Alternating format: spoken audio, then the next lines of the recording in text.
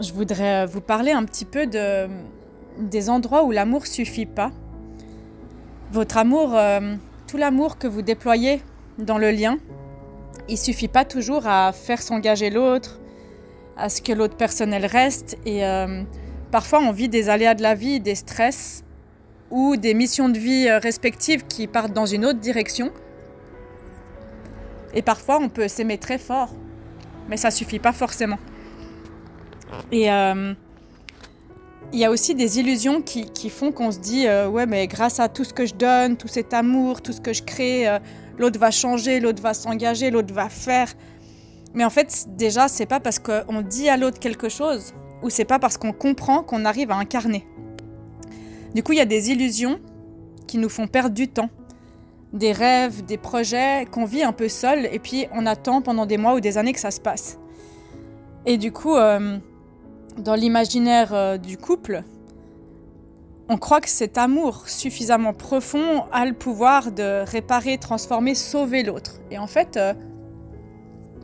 l'autre personne, elle peut être sauvée ou elle peut guérir ses blessures ou avancer ou faire un chemin avec vous que si elle a envie de faire ce chemin, que si elle a envie de travailler ça.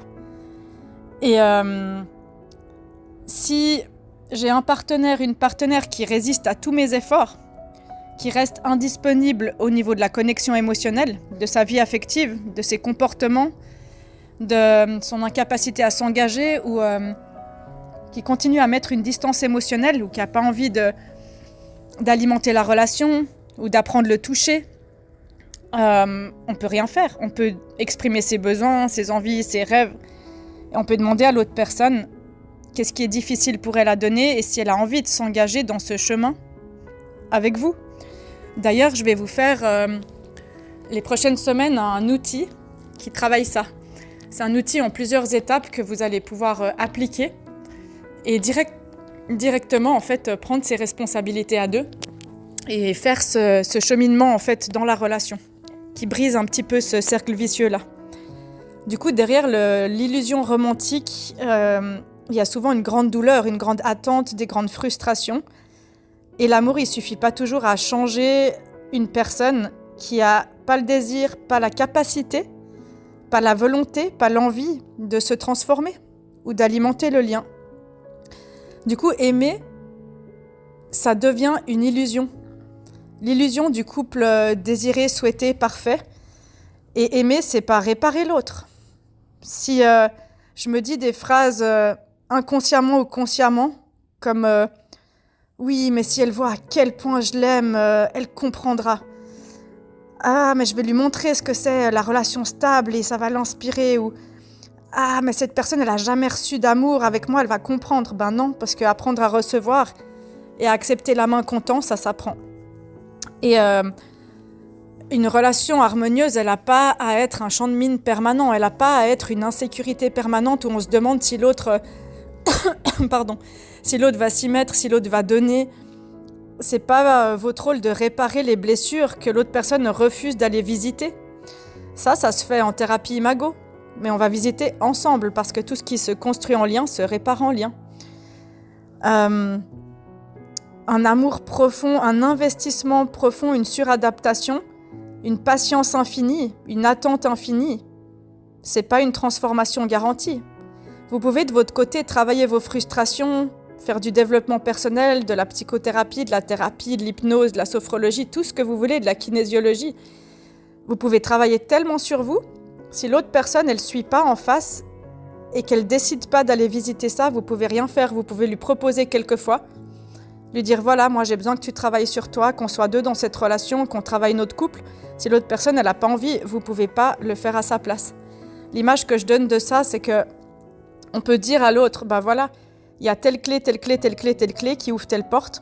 Si tu as envie, tu peux les ouvrir et je serai là pour t'accompagner, je serai là pour te soutenir, mais pas pour te sauver.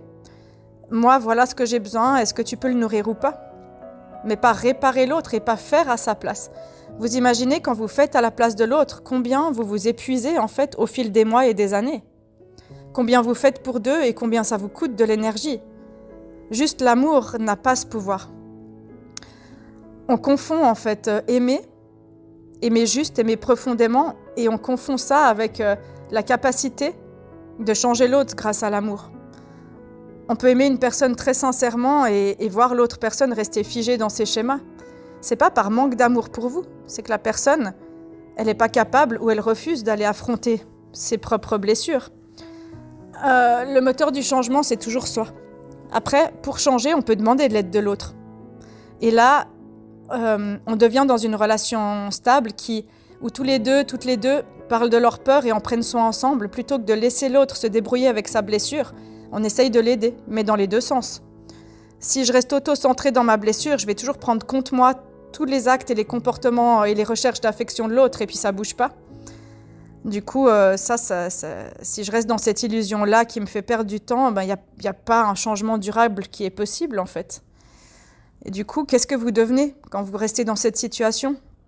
Quand on place tout l'espoir, toute l'énergie, tous les doutes, toute l'illusion de la relation rêvée, toute l'illusion que l'autre il va changer grâce à moi, on s'oublie. Et on a tendance à se sacrifier, on s'épuise, on accepte des choses qui ne nous conviennent pas du tout, on se laisse subir des choses où on ne se sent pas respecté, on attend un futur hypothétique qui n'arrivera peut-être jamais. Et du coup, les attentes, les frustrations, le sacrifice de soi, la suradaptation, ça donne de l'épuisement émotionnel, ça donne des maladies, ça donne du psychosomatique, ça donne de l'autodestruction massive par des substances, par la maladie.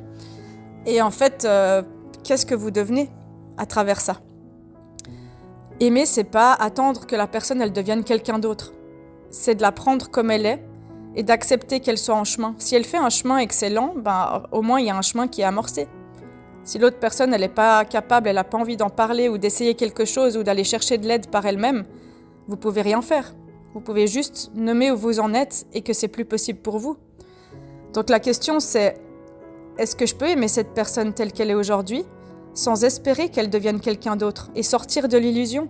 Je prends la relation au présent telle qu'elle est et est-ce que je suis bien là-dedans ? Est-ce que ça me convient ? Est-ce que je supporte ? Est-ce que je m'épuise ?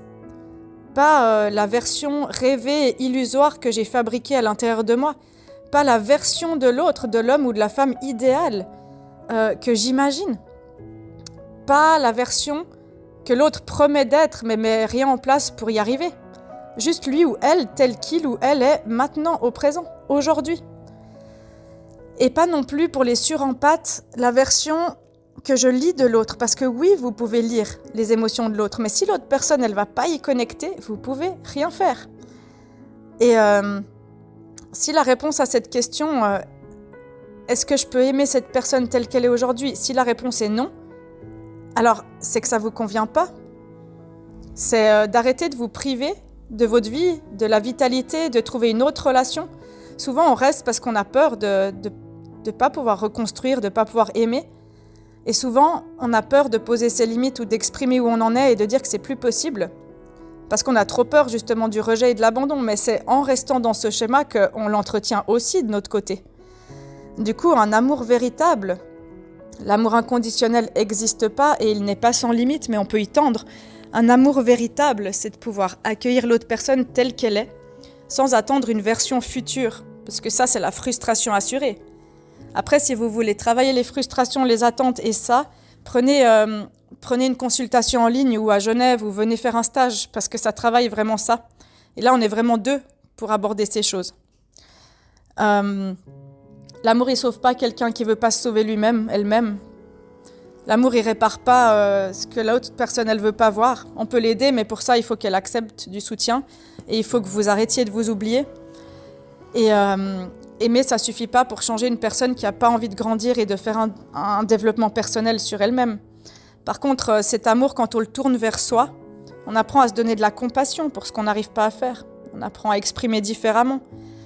On apprend à poser ses limites, à arrêter de s'épuiser et de choisir des relations où on est plus dans une illusion du futur rêvé, où on va enfin se sentir bien. Puis les mois et les années passent, puis finalement on s'épuise. Du coup, une relation vivante et réciproque, j'ai de l'amour pour moi dans mon centre et là où j'en suis aujourd'hui, moi.